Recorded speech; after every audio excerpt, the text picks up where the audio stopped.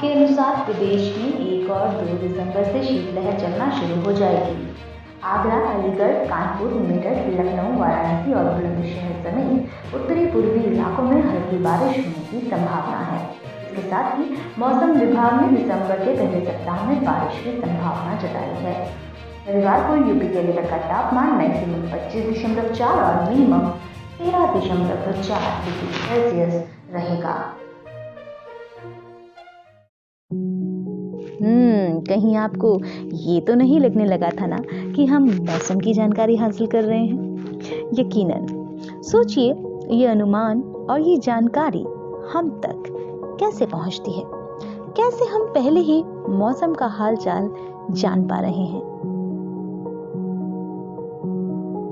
बूंदे की podcast service सुन रहे हैं आप। पहचान की श्रृंखला को आगे बढ़ाते हुए मैं हूं आपके साथ, आपकी दोस्त गीतांजलि। बोले तो गीत बोल सकते हैं आप मुझे। और मैं बात कर रही हूँ मौसम विभाग की। क्या आपको पता है कि आज हमारा मौसम विभाग मौसम के बारे में जो सटीक पूर्वानुमान लगा पाता है, उसके पीछे किसका योगदान है? मैं आपको बताती हूँ। इसके पीछे एक महिला का बहुत बड़ा हाथ है। जी हाँ, उनका नाम है अन्ना मनी। नाम सुनकर शायद उनका चेहरा कुछ के सामने उभर आया होगा, और जो नहीं जानते उन्हें मैं बताती हूँ।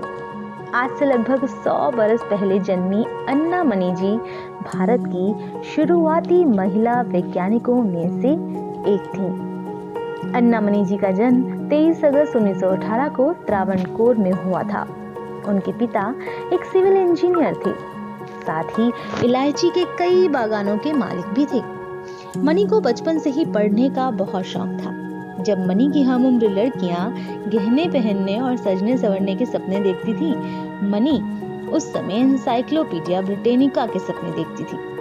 उससे 1 साल पहले गांधी जी मनी के शहर आए थे, तो अन्ना मनी जी उनसे इतनी प्रभावित हुई कि उन्होंने उस दिन से खादी पहनने की कसम ही खा ली। चलिए, मैं आपको एक कहानी सुनाती हूँ।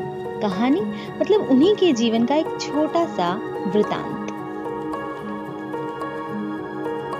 Happy birthday to you, happy birthday to you. Anna Mani ने अपने जन्मदिन के केक पर लगी हुई 8 मोमबत्तियां फूंक मारकर बुझा दी। जन्मदिन मुबारक हो अन्ना, उसके भाई बहन चिल्लाए। अन्ना का परिवार बहुत बड़ा था और पहाड़ी पर बना उनका घर भी। पर अपने जन्मदिन पर उनकी एक छोटी सी इच्छा थी। क्या इच्छा थी, मैं बताती हूँ ना। अन्ना मनी ने अपना जन्मदिन का उपहार फाड़कर खोला और धीरे से अंदर झांका। अंदर कुछ चमक रहा था। चमक क्या रहा था? हीरे के बूंदे। जी हाँ, उनको हीरे के बूंदे नहीं चाहिए थे। वो काफी महंगे तो थे, पर उनके लिए बिल्कुल बेकार थे। क्या आप जानते हैं कि अन्ना वाकई में चाहती क्या थी? किताबें, और ढेर सारी किताबें। हमारे घर में किताबें हैं तो सही, उनका भाई बोला। पर अन्ना तो पहले ही उनको पढ़ चुकी थी। पुस्तकालय में और भी किताबें हैं, उनके पिता ने इशारा किया। पर अन्ना ने उन सबको भी पढ़ डाला था। वह नाराज होकर अपने कमरे में चली गई। कुछ देर बाद अन्ना मनी के दरवाजे पर एक दस्तक हुई, पर बाहर तो कोई भी नहीं था। पर कुछ तो था। वहीं दरवाजे के पास रखा था एक बहुत बड़ा डब्बा।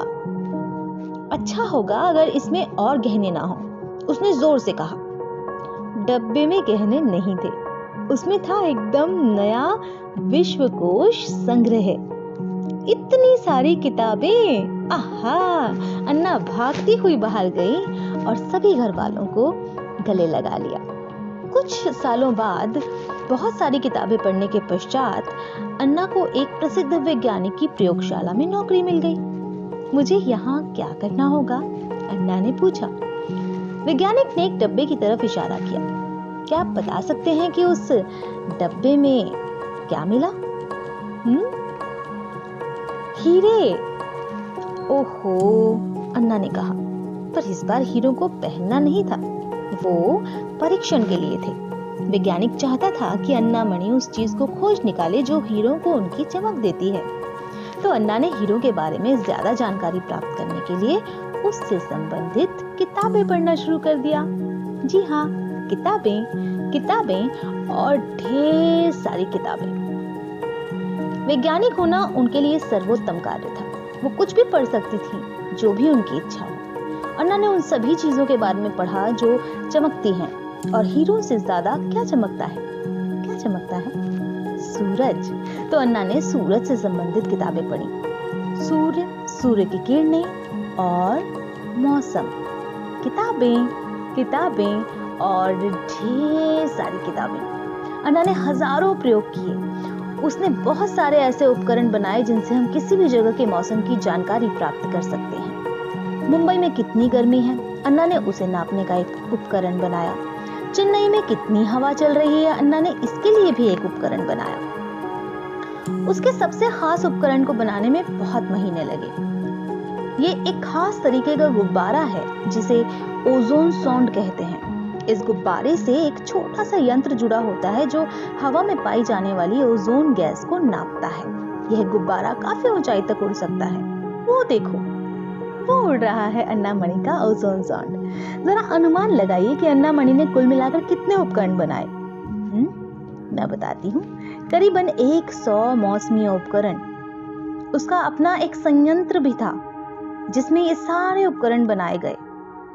ऐसा लगता था मानो वो कुछ भी बना सकती थी। अन्ना मणि देश की सबसे प्रखर मौसम वैज्ञानिकों में से एक बन गई। यहाँ तक कि जब वह बुजुर्ग और अधिक विख्यात भी हो गई, तब भी उनके खास मित्र नहीं बदले।